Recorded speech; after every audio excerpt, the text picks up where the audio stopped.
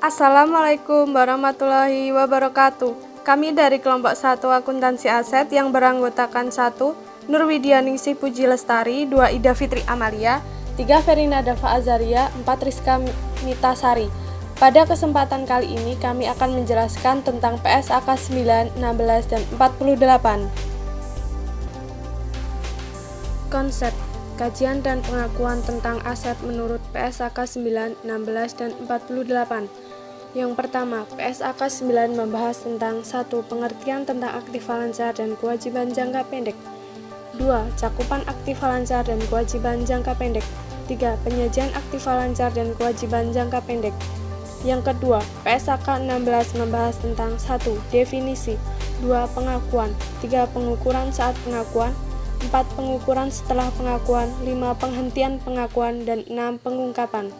Yang ketiga, PSAK 48 membahas tentang 1. Pengertian, 2. Indikasi penurunan nilai aset, dan yang ketiga, pengungkapan. Pernyataan Standar Akuntansi Keuangan PSAK nomor 9, penyajian aktiva lancar dan kewajiban jangka pendek. Pengertian aktiva lancar dan kewajiban jangka pendek. Aktiva lancar adalah aktiva yang dapat direalisasikan dalam 1 tahun siklus operasi normal perusahaan yang mana yang lebih lama. Sedangkan kewajiban jangka pendek adalah kewajiban yang akan dilunasi sesuai permintaan kreditur atau yang akan dilunasi dalam 1 tahun. Cakupan aktiva lancar. Aktiva lancar antara lain meliputi 1. Kas dan bank. Yang dimaksud dengan kas ialah alat pembayaran yang siap dan bebas dipergunakan untuk membiayai kegiatan umum perusahaan. Yang dimaksud dengan bank adalah sisa rekening giro perusahaan yang dapat dipergunakan secara bebas untuk membiayai kegiatan umum perusahaan. 2. Surat-surat berharga yang mudah dijual dan tidak dimaksudkan untuk ditahan. Surat berharga yang mudah dijual merupakan bentuk penyertaan sementara dalam rangka pemanfaatan dana yang tidak digunakan. Bentuk penyertaan sementara ini harus mempunyai sifat sebagai berikut. Yang pertama, mempunyai pasaran dan dapat diperjualbelikan dengan segera. Yang kedua, dimaksudkan untuk dijual dalam jangka waktu dekat bila terdapat kebutuhan dana untuk kegiatan umum perusahaan. Yang ketiga, tidak dimaksudkan untuk menguasai perusahaan lain. 3. Deposito jangka pendek. 4. Wesel tagih yang akan jatuh tempo dalam waktu 1 tahun. 5. Piutang. Menurut sumber terjadinya, piutang digolongkan dalam 2 kategori, yaitu piutang usaha dan piutang lain-lain. Piutang usaha meliputi piutang yang timbul karena penjualan produk atau penyerahan jasa dalam rangka kegiatan usaha normal perusahaan. Namun, piutang yang timbul dari transaksi di luar kegiatan usaha normal perusahaan digolongkan sebagai piutang lain-lain. Piutang usaha dan piutang lain-lain yang diharapkan dapat tertagih dalam 1 tahun atau siklus usaha normal diklasifikasikan sebagai aktiva lancar. 6. Persediaan. 7. Pembayaran uang muka untuk pembelian aktiva lancar. 8. Pembayaran pajak di muka. 9. Biaya dibayar di muka. Biaya dibayar di muka dimaksudkan sebagai biaya yang telah terjadi yang akan digunakan untuk aktivitas perusahaan yang akan datang, misalnya premi asuransi, bunga, alat tulis, dan keperluan kantor, dan lain sebagainya. Cakupan kewajiban jangka pendek. Kewajiban jangka pendek meliputi antara lain 1. Pinjaman bank dan pinjaman lainnya. Jika suatu pinjaman dilunasi sesuai dengan jadwal yang disetujui oleh kreditur, maka pinjaman tersebut diklasifikasikan sesuai jadwal pelunasannya, dengan mengabaikan bahwa hak kreditur sesungguhnya memiliki hak untuk meminta pelunasan sewaktu-waktu. 2. Bagian kewajiban jangka panjang yang akan jatuh tempo dalam waktu 1 tahun sejak tanggal neraca. 3. Hutang usaha dan biaya yang masih harus dibayar. 4. Uang muka penjualan. 5. Hutang pembelian aktiva tetap, pinjaman bank, dan rupa-rupa hutang lainnya yang harus diselesaikan dalam waktu 1 tahun. 6. Penyisihan kewajiban pajak. 7. Hutang dividen. 8. Pendapatan yang ditangguhkan dan uang muka dari pelanggan. 9. Kewajiban kontingen. Penyajian aktiva lancar dan kewajiban jangka pendek.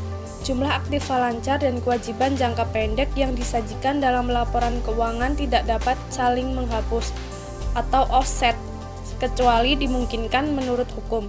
Jumlah aktiva lancar yang dipinjamkan harus diungkapkan dalam catatan atas laporan keuangan. PSAK 16 Aset tetap. Definisi aset tetap.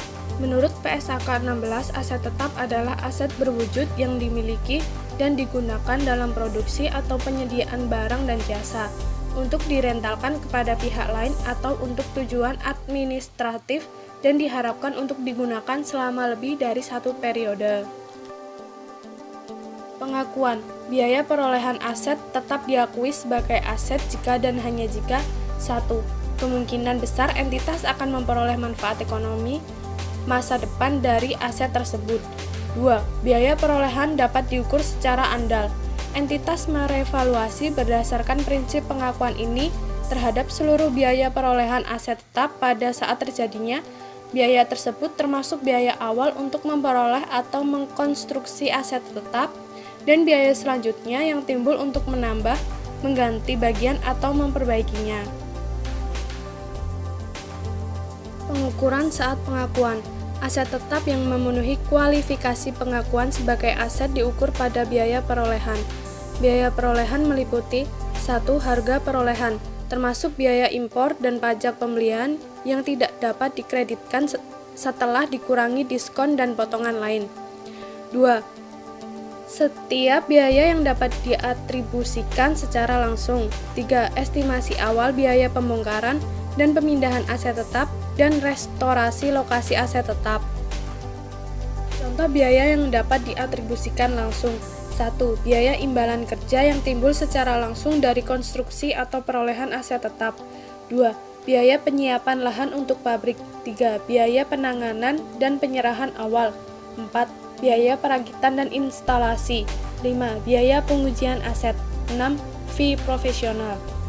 Contoh biaya yang bukan merupakan biaya perolehan aset tetap. 1. Biaya pembukaan fasilitas baru.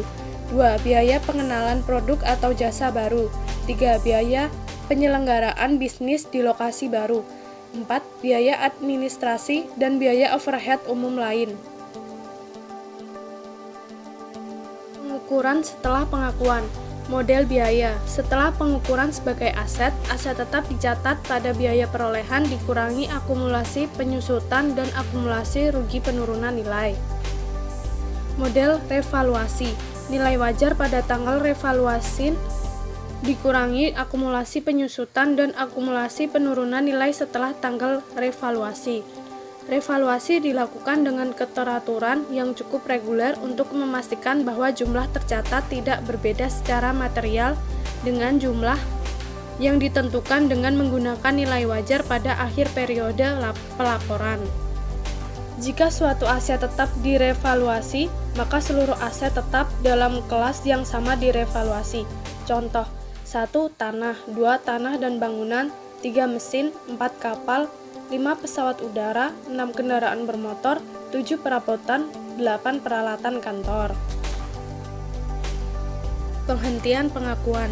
Jumlah tercatat aset tetap dihentikan pengakuannya pada saat 1. Dilepas. 2.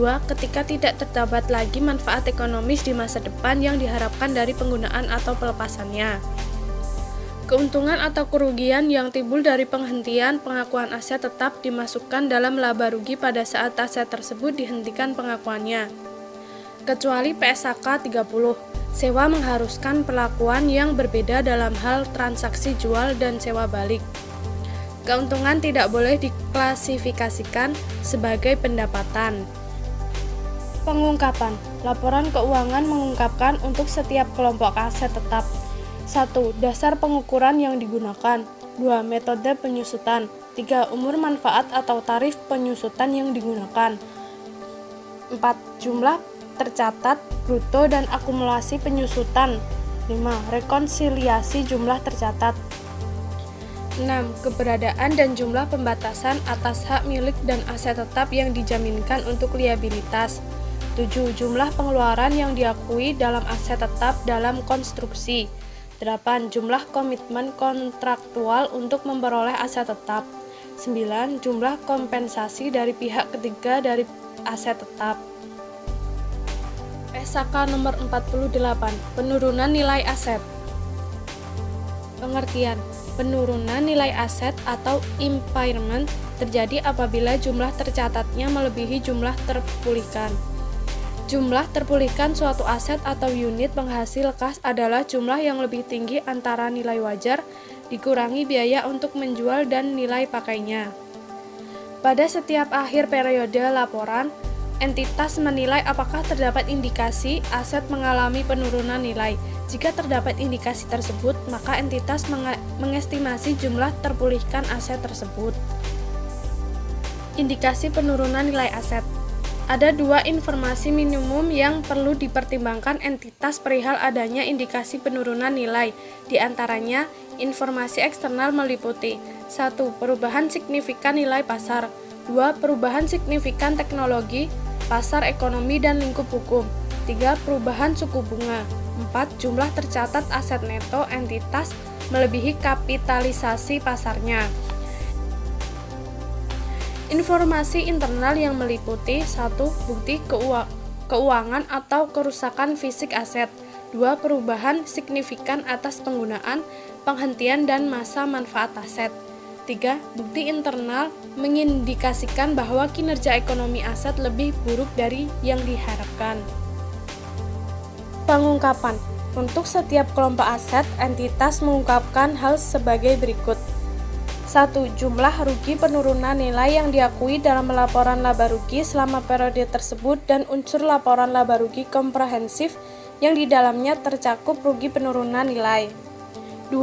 Jumlah pembalikan rugi penurunan nilai yang diakui dalam laporan laba rugi selama periode tersebut dan unsur laporan laba rugi komprehensif yang di dalamnya tercakup rugi penurunan nilai yang terbalik atau yang dibalik. 3. Jumlah rugi penurunan nilai atas aset revaluasi yang diakui dalam laporan laba rugi komprehensif lainnya selama periode itu. 4. Jumlah pembalikan rugi penurunan nilai atas aset revaluasi yang diakui dalam laporan laba rugi komprehensif lainnya selama periode tersebut. Sekian dari kami, terima kasih telah menyimak video ini. Wassalamualaikum warahmatullahi wabarakatuh.